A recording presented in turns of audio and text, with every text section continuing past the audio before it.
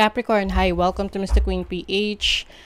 Titingnan natin ang energies ng inyong love life ngayong June 2024. This is a general reading. Just take what resonates. Watch your Sun, Moon, Rising, Venus for other messages. Thank you sa lahat ng mga sumusuporta dito sa ating channel. Just a reminder, gamitin nyo lang mga reading na to bilang gabay. Pa-follow, like na rin ang ating Facebook at TikTok. Lahat po yan, Mr. Queen PH.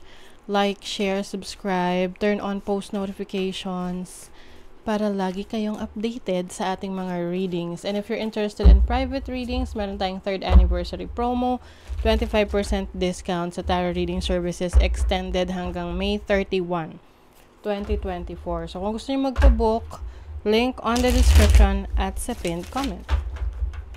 Okay. Capricorn. Unahin natin yung mga in a relationship na Capricorn, mga jowa dyan. So, it means that meron kayong commitment sa isang tao romantically. Unahin natin. Okay? Let's see. Capricorn. In a relationship, what's coming ngayong June?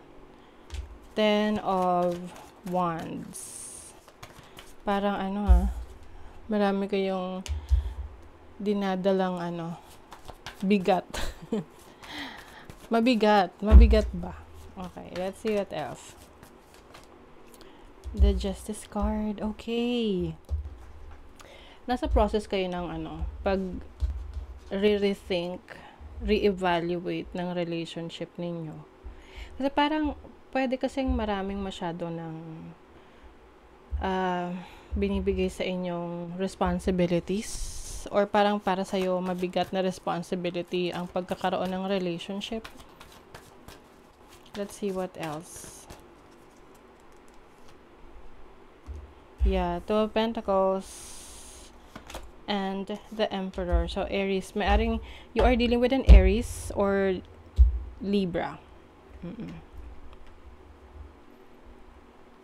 I think, I'm getting the energy of kung yung person mo or isa sa inyo walang source of income, parang meron ditong pressure na sinasabi oy, mag-ambag ka, ganon. Oo. Pero specific lang naman yun, no? Pwedeng hindi sa inyo yun. But, there's some sort of pressure sa person ninyo. Either ikaw or the person that you're dealing with na may kailangang effort sa relationship, especially sa finances. Let's see, ano tong 10 of Wands? What is the 10 of Wands? Ano tong bigat na dinadala na to? King of Pentacles. I think responsibilities in terms of yung mga resources, yung mga finances. Maari ring pwede rin you are thinking about your future together. Ano yung pwede nyo pang paunlarin sa inyong relationship, especially sa partnership ninyo, lalo na kung kayo may business together or you're thinking about, growing your family together. What is the Justice card? The Queen of Wands. So, maaring you are dealing with a fire sign, Aries, Leo, Sagittarius, or kapwa ninyo, Earth sign, Taurus, Virgo, Capricorn. Okay. Very specific tong energy or message na nakukuha ko. It seems na, okay, specific nga, so pwedeng hindi lahat para sa inyo to. So, meron ditong nasa relationship na yung isa, maaring ikaw to, no? You are really driven, you are working so hard, and your person medyo lax-lax lang, no? Yung relax lang siya, pwedeng nakaasa siya sa'yo, or parang wala siyang masyadong goal sa buhay, no? So, I think you are trying to convince or ini-influence mo tong person mo na mas maging, driven, mas maging hardworking, ganyan. Kasi maaring meron ka pang mga gusto ring i-explore sa buhay mo na hindi mo nagagawa dahil sa patong-patong na mga responsibilities na meron ka. So, gusto mo rito talaga partner, someone is going to support you. You have the Judgment card. So, this is change, transformation in your relationship. So, I feel like whoever you are dealing with, maaring itong taong to may magbabago rin sa kanya. Maaring meron siyang mga i-improve sa sarili niya para makatulong sa'yo. Same with you, no? Maaring, if you are someone na dependent sa person mo, I feel like you will take this as an opportunity to grow, na mag-start ng iba pang sumubok ng mga opportunities for you na makatulong sa relationship financially. And some of you, pwedeng magsa-start kayo ng business together, or you will grow your business together para sa future ng family ninyo. Okay, let us clarify pa. Let's get more messages. Okay, what else for Capricorn in a relationship? Fun times, events, having fun. Oo, kasi kung let's say sa relationship is sa magpartner, isa lang yung nagtatrabaho. So, maaring may mga nami-miss out kayo na opportunity na to go out and have fun kasi nga limited na yung inyong source of income. Whereas, kung pareho kayo, nagtutulungan kayo, mas meron kayong chance or pagkakataon na ma-enjoy yung mga bagay na mga activities na kung saan wala kayong masyadong iniisip, no? Like, pagbabakasyon, going out, having fun with the kids. Let's see. Oops. Okay, lumipad. Beauty Queen. Shining on stage. Okay, let's see. What else? Baka yung you are dealing with a person na beauty queen. Mature man. Okay. Mature in age. So, maaring this is your energy. You're someone who is mature. Someone na seryoso sa buhay pagdating sa relationship. And you are also dealing with someone na maaring carefree, or hindi siya ganun ka responsible pa sa kanyang buhay. Okay, pwede kasing medyo malayo. Merong age gap dito. Pwedeng you are connecting with someone na pwedeng mas bata sa'yo, or vice versa. But I think kung itong person na to is mabibigyan rin ng chance na, makatulong sa'yo, then definitely, mas marami kayong may enjoy together as a family or as partners. Kung may mga anak na kayo, then definitely makakatulong rin yan. Okay? Let's see yung feelings ng person mo. Feelings ng person mo towards you. Ano yung gusto niya sabihin? Just like you, I'm always doing some form of mission. My energy and wisdom supports those around me. Okay.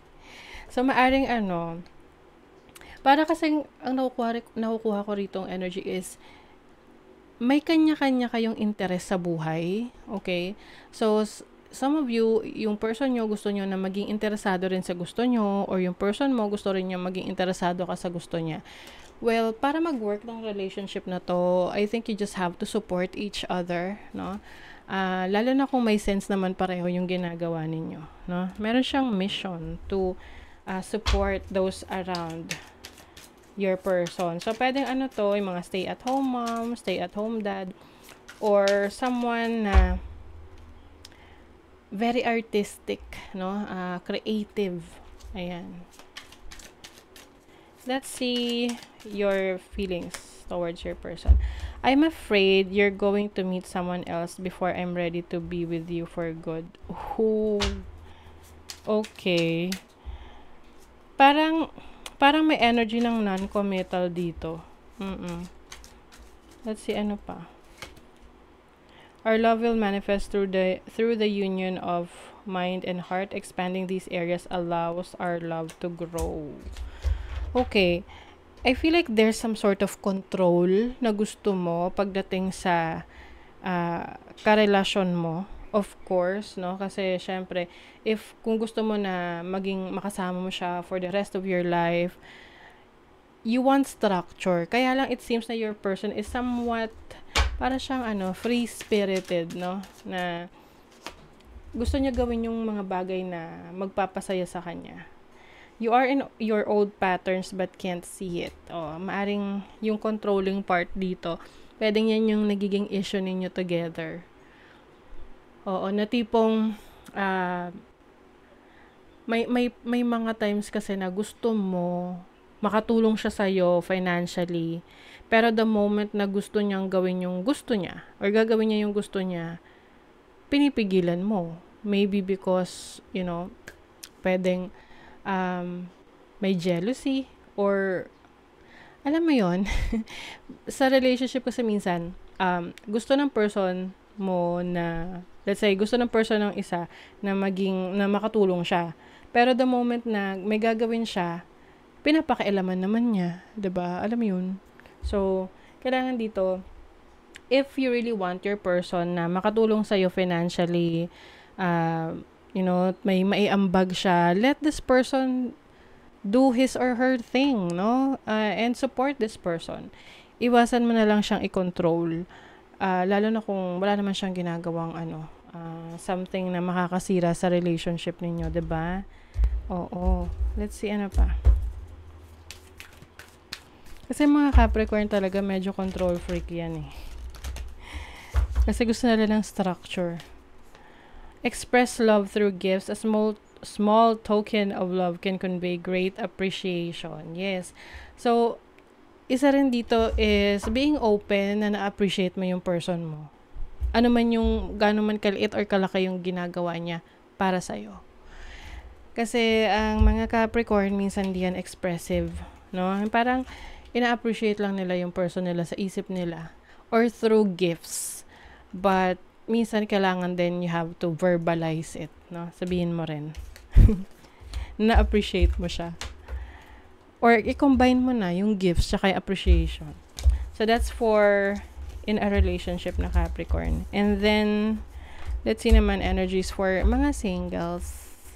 Single na Capricorn. Let's see. Meron bang parating sa inyo? Ewan ko ha. Yung ibang Capricorn is mas importante sa kanila ang kanilang career, finances, pera, stability, kesa sa love life. Patinan natin kung may love na parating. For singles na Capricorn. Capricorn singles coming ngayong June 2024. What are the energies? The Two of Pentacles. Very busy. Busy-busyhan kayo ngayon. Yung iba may pinag-aaralan kasi kayo. Ayaw nyo maistorbo. Uy. Two of Cups. The Death card. Aha. Siguro meron nang umaaligid sa paligid nyo, no? Or meron na kayong potential partner.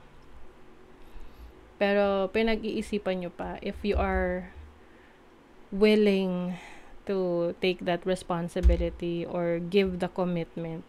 But I think may magbabago rito sa pananaw nyo eh. Pwedeng, okay, sige na nga, ganon. Meron eh. Forgiveness. Nothing is gained by holding on to past disappointments. Oh my God. Okay, mga single na Capricorn, baka meron kayong pababalikan sa buhay nyo.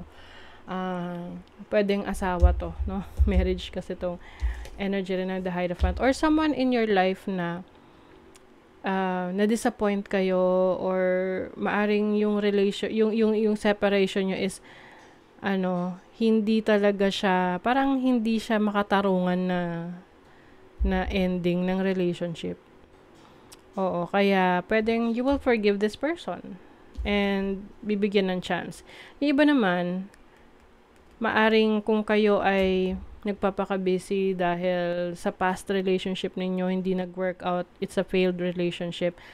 Maari kasing dahil kaya hindi pa dumarating yung person sa inyo is because you are still holding on to that disappointment na parang you are afraid na baka ma-experience mo rin yun sa bagong person.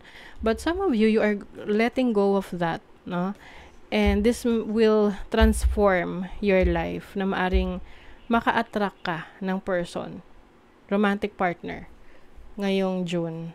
Dahil you are finally closing that chapter of your life, pinali-let go mo na yung person na yan, na failed relationship, and then now, this will invite opportunities for a romantic partner. Okay? So, that is your reading, Capricorn. Thank you so much. Bye.